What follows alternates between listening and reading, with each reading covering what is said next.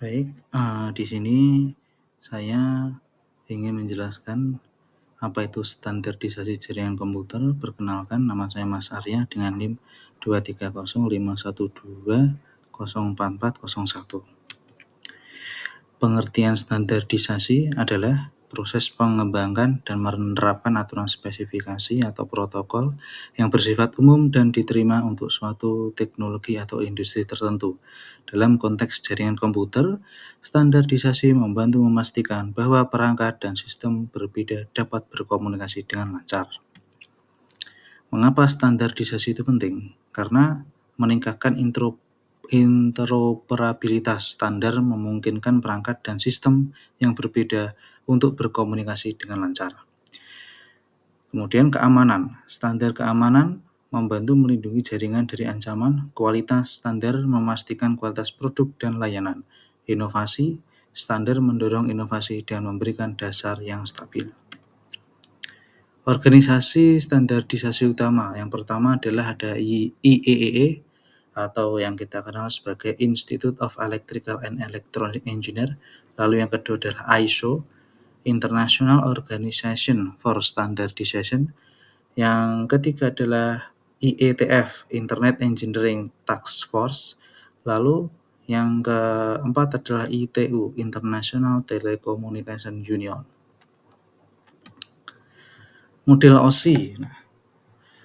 Model OSI adalah model 7 lapisan yang digunakan untuk memahami fungsi jaringan. Nah, pada gambar di samping yang sebelah kanan ini, kursor saya ini adalah model OSI. Lalu manfaatnya model OSI sendiri itu apa ya? Manfaat OSI itu, manfaatnya yaitu membuat peralatan vendor yang berbeda dapat saling bekerja sama. Membuat standarisasi yang dapat dipakai vendor untuk mengurangi kerumitan perancangan.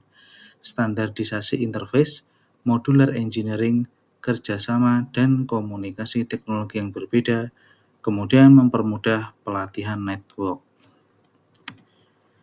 Manfaat OSI secara umum. Jadi ini yang secara umum yaitu model atau acuan arsitektural utama untuk network yang mendeskripsikan bagaimana data dan informasi network dikomunikasikan dari sebuah aplikasi ke komputer ke aplikasi komputer lain melalui sebuah media transmisi untuk mempermudah pengertian penggunaan, desain, pengolah data, dan keseragaman standar vendor. Model OSI kepanjangannya yaitu Open System Interconnected.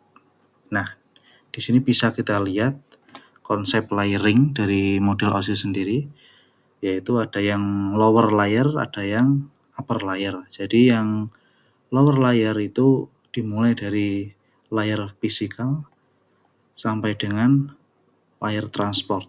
Kemudian yang termasuk dalam upper layer yaitu layer session, presentation, dan application.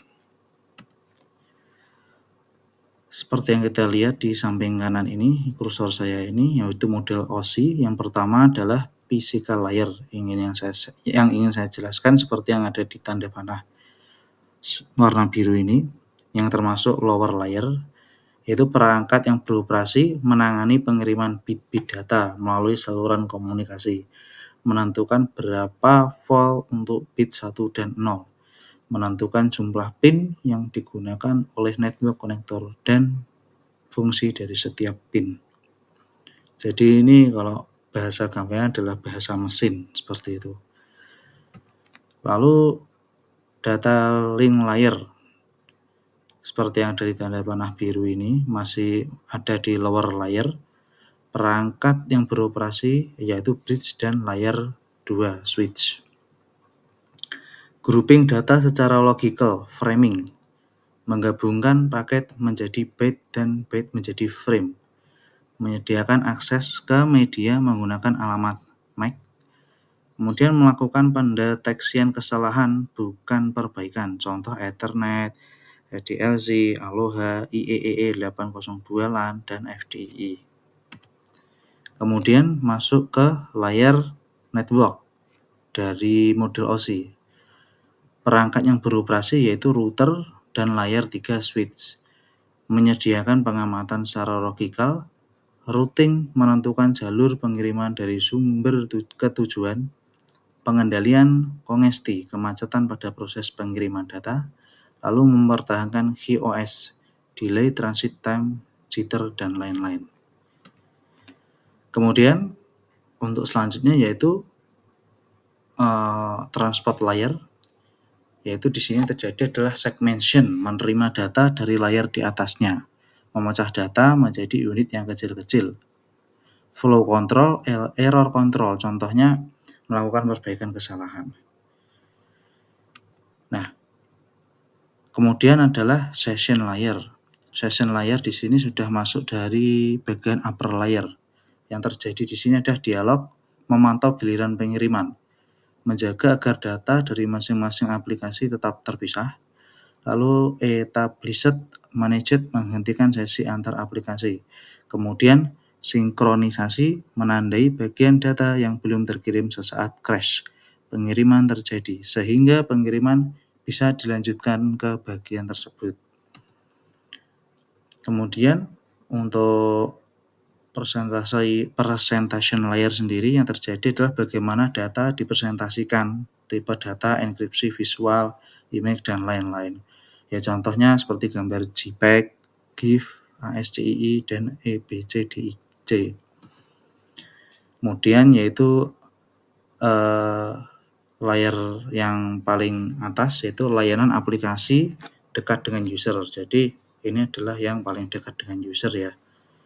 Pada application layer ini yang terjadi menyediakan user interface ke jaringan melalui aplikasi, contoh telnet, HTTP, FTP, email, dan lain-lain.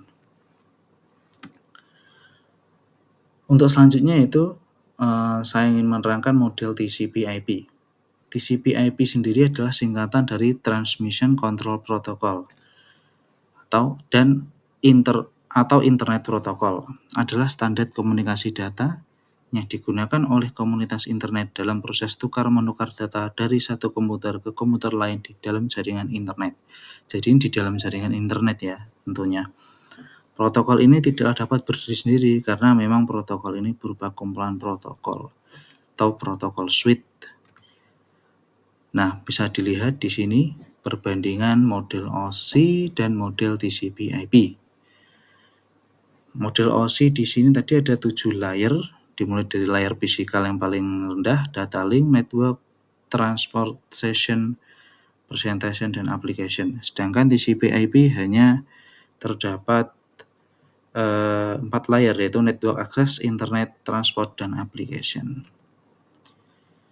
Nah, ini adalah konsep layering dari TCP/IP sendiri ya.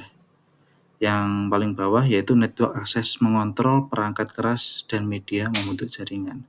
Kemudian ada internet menentukan jalur terbaik melalui jaringan. Lalu ada transport, komunikasi antara perangkat dukungan di seluruh jaringan yang beragam. Yang paling atas adalah application, merupakan data bagi pengguna dan kontrol dialog. Lalu persamaan model OSI dan TCP/IP sendiri, di sini keduanya memiliki layar yang terpisah atau lapisan.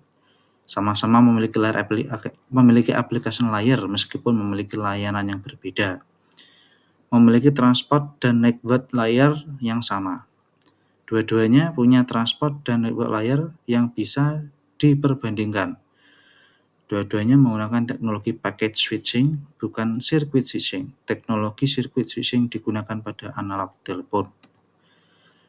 Kesimpulan sendiri yaitu pemahaman terhadap teori dasar tentang jaringan komputer khususnya pada protokol jaringan sangat diperlukan guna kelancaran dalam praktek jaringan komputer. Yang kedua, secara umum protokol mempunyai fungsi untuk menghubungkan sisi pengirim dan penerima dalam berkomunikasi serta bertukar informasi. Terima kasih. Itulah presentasi dari saya. Wassalamualaikum warahmatullahi wabarakatuh.